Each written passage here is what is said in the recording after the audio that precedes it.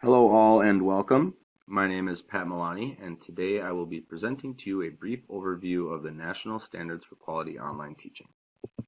To get started here, as stated on the nsqol.org website, the National Standards for Quality Online Teaching provide a framework for schools, districts, state agencies, statewide online teaching programs, and other interested educational organizations to improve online teaching and learning. So together, those three groups up top govern and set the directive for this set of standards. I'm going to first look at just the 8 broad different sets of standards named A through H. We can see they're each very different, some pretty common terms and titles used in there, but within each of those sets, they're broken down into a different number of strands, if you will, or goals. Each one of those 8 has a different number of them. Some have 3 or 4, some have 7 or 8. And then within each of them on the website does a great job. I really liked breaking down a little bit further explanation of each goal within a standard set and gives multiple examples for what that would look like in different settings. And that's going to be one thing I'm going to talk about a little bit moving forward as we go through the next few slides is one great feature of these standards that I really appreciated was how open-ended they are for the sake of how many different ways online teaching can look.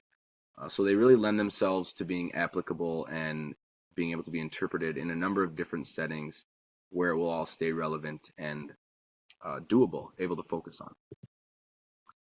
So diving in here a little bit, these 3 kind of overarching, I guess, buzzwords, if you will, kind of stood out to me as I was looking through them. There's awesome direction involved here.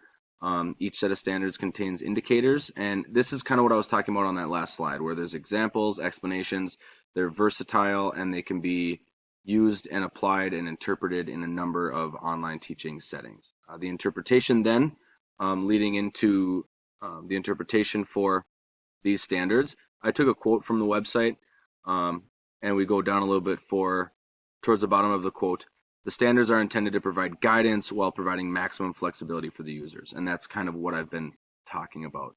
And then this last one is kind of a tip of the cap to the entire really website and organization is it is mentioned in the introduction to the standards that they are designed for online teaching, not so much for classroom teaching where you would see like blended learning, but then they do offer resources to dive deeper down those avenues and to go into those different styles while still being able to kind of provide some guidance and tie themselves back towards these standards. The blended learning teacher competency framework was something that I found on there. Very helpful. Another cool little resource to kind of poke through for some direction and some guidance into tying back into these standards themselves. And then I just picked a couple of my favorites that we're going to look at here next to finish up. These are kind of based on what I have experienced and stood out to me with what I try to do in my classrooms with my blended learning or distance learning when we are doing those things. Standard C5 was one of the first ones. The online teacher is able to meet the learning needs of all learners regardless of cultural background and perspective. Now, to me, this kind of states the fact that this is still, you could take the word online out of there, and this is a everyday classroom teacher standard. I think it's nice that this is in there to kind of make sure the focus is still on, whether it's online or not, is still on the learner, and the cultural background could also kind of be looked at as access, taking into mind what kind of access these students have and where they're physically at getting this information and how much they're going to be able to do and what they'll be able to do best within those settings based on your online learning. So to me, this kind of just ties it all back into this is still teaching and there's still all these different things that still apply.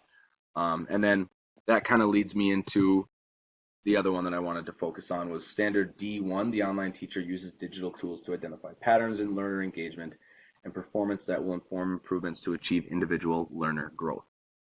And to me, this kind of lends itself to just talking about, I think with all this technology and the things that we can do online with the different tools and resources and activities and all the different avenues we can go down. In the example, it talks about data from the dashboard are used to determine who needs one-to-one sessions with the instructor, learner grouping, etc. All the different things about meeting the learner where they're at, what is going to be most beneficial for them in their growth and learning process. I think one slippery slope that a lot of teachers go down when they start with online teaching and technological tools is we think that this is great, it's technology, it's online, I'm going to come up with this one broad set of piece of curriculum going through this chapter and it's going to go great for everybody because it's online now. But that's not always the case. It's still using the technology, which gives us the ability to be even better with formative assessments and keeping up with where each individual student is at, and then go individually from there. So those two kind of stood out to me with kind of how I run my classroom with online tools and things that I like to focus on for myself. So thank you for listening and have a great day.